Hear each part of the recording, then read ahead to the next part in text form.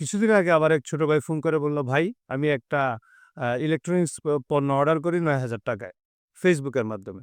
পরবর্তীতে সে আমাকে তো পণ্য দিচ্ছেই না, বরং সে আমাকে বিভিন্নভাবে গালাগালি করছে এবং হুমকি দিচ্ছে। এখন আমি কি করব?" এরকম সমস্যা আমরা অনেকেই পড়ে থাকি। কিন্তু আমরা জানি না আসলে এটার সমাধান কি? হ্যালো এভরিওয়ান, আমি অ্যাডভোকেট সাহিব। আজকে আলোচনা করব আপনি যদি কোনো আ অনলাইন স্ক্যামের শিকার হন, সেক্ষেত্রে আপনি কি করবেন?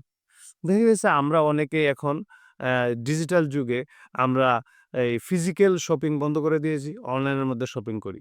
তো এটা কিন্তু একদিক দিয়ে ভালো। ঢাকা শহরে জ্যামজট কমে যাচ্ছে বা বিভিন্ন শহরে আপনাকে দূর দূরান্তে যেতে হচ্ছে না। আপনি অন্য একটা কাজ করতে পারতেছেন একই সময়।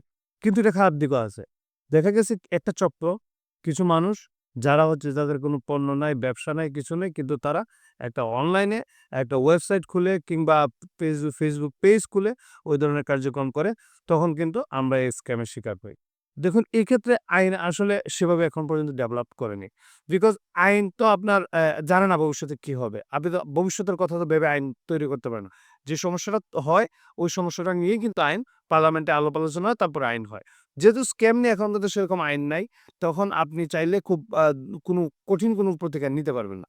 সেক্ষেত্রে আপনাকে প্রথমত সতর্কতা অবলম্বন করতে হবে। আপনি যাচাই বাছাই করবেন, কমেন্টস দেখেন, প্রয়োজনে কমেন্টস যে করছে তার সাথে কথা বলার চেষ্টা করেন কিংবা এটার ফিজিক্যাল অ্যাপিয়ারেন্স আছে কিনা, এটা আদৌ কিনা এবং স স যত সম্ভব চেষ্টা করবেন একটু ট্রাস্টেড মানে এরিয়া থেকে এবং ক্যাশ অন ডেলিভারি কিন্তু বাংলাদেশে এখন ভালো জনপ্রিয়। আপনারা চাইলে ক্যাশ অন ডেলিভারিটা নেওয়ার চেষ্টা করবেন। আমি ব্যক্তিগতভাবে যখন অর্ডার করি বই-টই অনেক কিছু আমি কিন্তু ক্যাশ অন ডেলিভারি নিই। তো এই কাজটা করতে পারেন। আরেকটা বিষয় হচ্ছে আপনি চেষ্টা করবেন যে একটা ভিডিও কলে কথা বলার, আপনি চেষ্টা করবেন তার অ্যাড্রেসটা ডিটেক্ট করার, তার একটা মানে কনট্যাক্ট নাম্বার নেওয়ার, তাদের যদি ভিজিটিং কার্ড থাকে নেওয়ার। অর্থাৎ আপনি যতটুকু সম্ভব তাকে যাচাই-বাছাই করার চেষ্টা করুন। এছাড়া আপনি বৃহৎ অঙ্কের কোনো লেনদেন করা থেকে বিরত থাকাই হচ্ছে আপনার জন্য শ্রেয়। তবে এক্ষেত্রে যদি আপনার এরকম ঘটনা হয়ে যায় সেক্ষেত্রে কি করবেন? সেক্ষেত্রে আপনি চাইলে ভুক্ত অধিকার আইনে মামলা দায়ের করতে পারেন। ভুক্ত অধিদপ্তরে যদি আপনি আবেদন করেন, সেক্ষেত্রে ভুক্তরা হচ্ছে গিয়ে এই বিষয়টি দেখতে পারে এবং যথাযথ ব্যবস্থা নিতে পারে। এছাড়া আপনি চাইলে আদালতের মাধ্যমেও মামলা দায়ের করে বিষয়টি সমাধান করতে পারেন।